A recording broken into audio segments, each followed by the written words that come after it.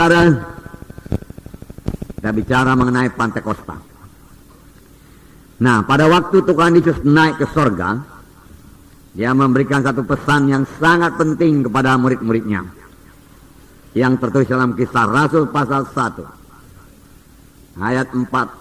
Saya membacakannya lagi kepada saudara. Pada suatu hari ketika ia makan bersama-sama dengan mereka, ia melarang mereka meninggalkan Yerusalem dan menyuruh mereka tinggal di situ menantikan janji Bapa yang demikian katanya, telah kamu dengar daripadaku, sebab Yohanes membaptis dengan air, tetapi tidak lama lagi kamu akan dibaptis dengan Roh Kudus. Tuhan Yesus sendiri mengatakannya sebelum dia naik ke sorga, yaitu sewaktu dia masih melayani di bumi ini. Tuhan Yesus beberapa kali bicara mengenai Roh Kudus akan datang, Roh Kudus akan memenuhkan kamu, Roh Kudus akan memimpinkan kamu, dan seterusnya. Nah, di sini sekali lagi dia mengatakan sebelum dia naik ke sorga, perkataan yang terakhir, sebab Yohanes membaptis dengan air, tetapi tidak lama lagi kamu akan dibaptis dengan Roh Kudus. Kamu akan ditenggelamkan dalam Roh Kudus dan hidupmu akan berubah, seperti dikatakan dalam ayat 8. Tetapi kamu akan menerima kuasa. Kamu akan menerima kuasa. Saudara akan menerima kuasa. Saya akan menerima kuasa. Roh Kudus itu kuasa. Amin, saudara. Ya, kita menerima kuasa. Jadi kalau kita dibaptis dengan Roh Kudus, kita menerima kuasa. Dan kamu akan menjadi saksiku di Yerusalem dan seluruh Judea dan Samaria dan sampai ke ujung bumi. Oleh sebab itu setiap kali saudara melayani, saudaraku, melayanilah dengan kuasa Roh Kudus. Jangan melayani dengan kekuatan sendiri, akal sendiri, cara sendiri, saudaraku, cara-cara manusiawi, saudaraku, mengambil hati manusia, saudaraku. Tuhan telah berikan Roh Kudus, saudaraku. Biarlah Roh Kudus memakai saudara. Firman Tuhan berkata, kamu akan beroleh kuasa. Apa yang sangat dibutuhkan dalam pekerjaan Tuhan? Kuasa. Kuasa. Firman Tuhan berkata, huruf itu mematikan, tetapi Roh Kudus menghidupkan. Firman Tuhan berkata, bukan oleh kuat, bukan oleh gagah, tapi oleh Roh Tuhan juga, maka pekerjaan Tuhan jadi. Ini dikatakan ayat 14. Saya membacakan pada saudara Kisah Rasul pasal 1 ayat 14. Mereka semua bertekun dengan sehati dalam doa bersama-sama dengan beberapa perempuan serta Maria ibu Yesus dan dengan saudara-saudara Yesus. Dia disebut namanya, tapi dikatakan semua bertekun dengan sehati. Ini perlu, saudaraku, sehati. Sidang Tuhan perlu bersehati. Doa yang bersehati, saudaraku, besar kuasanya. Doa yang bersehati menurunkan kuasa Tuhan. Bertekun artinya tidak mudah menyerah. Terus bertekun, walau ada halangan, walau ada gangguan, walau ada gelombang, dia bertekun, dia maju terus, di atas gelombang tersebut. Bersama-sama beberapa perempuan. Nah, saudara yang kasih nama Yesus. Dan kalau saudara baca Kisah 2, mulai dicurahkan Roh Kudus kepada 120 orang. Saudara, pada perjanjian lama tidak begitu banyak yang dibaptis dengan Roh Kudus. Hanyalah, saudaraku, raja-raja, nabi-nabi, saudaraku, dan imam-imam. Dan saudaraku, setelah mereka diurapi dengan Roh Kudus, saudaraku, setelah mereka diurapi dengan Roh Kudus, mereka sanggup menyampaikan panggilan Tuhan dalam hidup mereka. Kalau mereka, dia sebagai raja, saudaraku, Raja Daud diurapi, lalu Daud sanggup, saudaraku, melayani. Urapan itu, saudaraku, menyanggupkan mereka. Urapan itu mengubahkan mereka. Diurapi dengan minyak pada waktu, tapi sekarang diurapi dengan Roh Kudus. Memberikan mereka pengertian baru setelah mereka diurapi dengan Roh Kudus. Kuasa Tuhan bekerja dalam pelayanan mereka, saudaraku, setelah mereka diurapi dengan minyak itu, diurapi dengan Roh Kudus, saudaraku. Nah, saudaraku, Musa sangat menginginkan supaya semua bangsa Israel, saudaraku, dipenuhkan dengan Roh Kudus. Tapi keinginan Musa ini tidak kesampaian, belum waktunya. Musa sudah merasakan bagaimana jamaah Roh Kudus dalam hidupnya. Musa sudah merasakan bagaimana Roh Kudus mengubahkan hidupnya.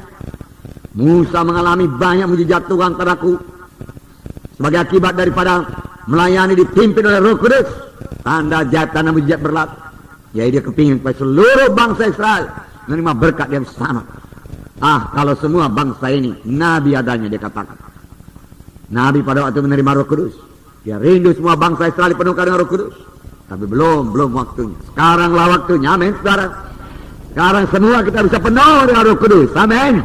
Haleluya, haleluya. Ya. Dan bagi kamulah perjanjian itu, bagi anak-anakmu, bagi kamu yang jauh-jauh, seberapa banyak yang dipanggil oleh Tuhan Allah kita. Bagi kita lah perjanjian, saudaraku. Dipenuhkan dengan Roh Kudus. Di dalam hidup kita bekerja karunia-karunia Roh Kudus, saudara. Ada kepada Musa masih diberikan Tuhan 70 orang di luar Musa. Apa gunanya? Karena Musa sendiri tidak sanggup memimpin bangsa itu. Tanpa Roh Kudus tidak ada satu orang pun yang sanggup memimpin bangsa Israel, saudara. Supaya mereka sanggup memimpin, karena Musa telah memilih 70 tua-tua sidang, saudaraku, tua-tua daripada bangsa itu, saudara. 70 orang ini bisa memimpin, mereka harus dipenuhkan dengan Roh Kudus. Tanpa dipenuhkan dengan Roh Kudus mereka tidak sanggup. Mari kita buka Bilangan pasal 11. Bilangan pasal 11 ayat 17. Maka aku akan turun dan berbicara dengan engkau di sana. Lalu sebahagian dari roh yang hinggap padamu itu akan kuambil dan kutaruh atas mereka. Maka mereka bersama-sama dengan engkau akan memikul tanggung jawab atas bangsa ini. Jadi tidak usah lagi engkau seorang diri memikulnya. Tanpa diberikan Roh Kudus mereka tidak bisa memikul tanggung jawab atas bangsa Israel. Mereka bahkan tidak mengerti memikul tanggung jawab itu, saudara. Mereka tidak mengerti. Sampai sekarang kalau kita mau mengerti perkara-perkara rohani, kita tidak bisa mengerti dengan akal manusiawi, dengan kebentaran manusia tidak bisa. Kita perlu, saudaraku, wahyu daripada Roh Kudus, saudara. Kita perlu Roh Kudus, saudaraku, bekerja dalam hati kita, saudara, menerangkan rahasia daripada firman Tuhan. Tuhan berkata kepada Musa, kumpulkan 70 tua-tua sidang. Dia katakan, lalu aku mengambil sebagian daripada roh yang ada padamu dan kutaruh ke atas mereka. Lalu mereka, dia katakan, akan sanggup memikul tanggung jawab atas bangsa Israel bersama-sama dengan engkau.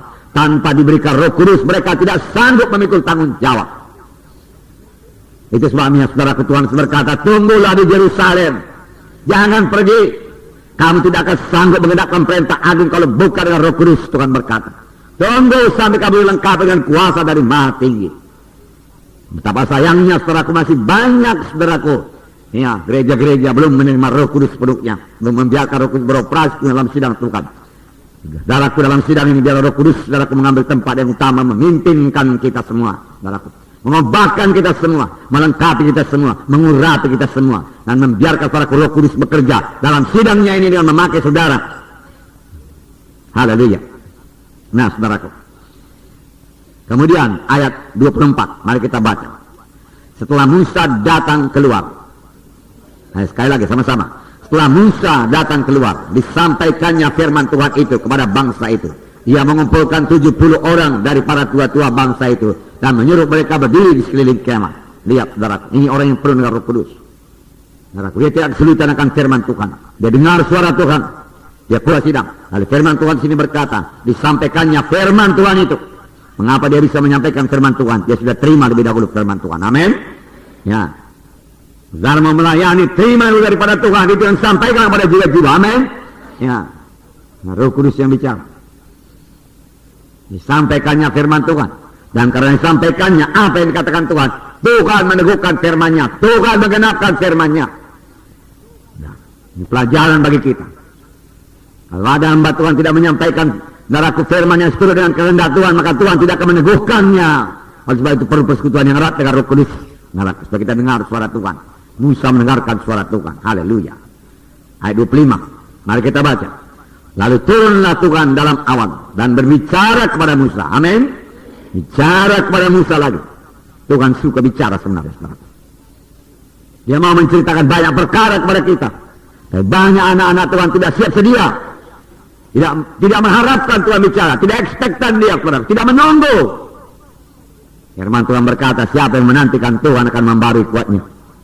Menantikan Tuhan dengan merindukan suara Tuhan. Haleluya. Terima kasih Tuhan. Kemudian diambilnya sebagian dari roh yang hinggap padanya dan ditaruhnya atas ke-70 tua-tua itu. Ketika roh itu hinggap pada mereka, kepenuhanlah mereka seperti nabi. Tetapi sudah itu tidak lagi. Kepenuhan seperti nabi, tetapi seterusnya tidak begitu limpah lagi. Dengan kata lain, pada waktu itu saudaraku, nabi selalu penuh dengan Roh Kudus. Nabi selalu menerima berita daripada Tuhan. Amin. Oleh sebab itu nabi pada zaman perjanjian lama dengan mudah berkata, dengarlah sabda Tuhan.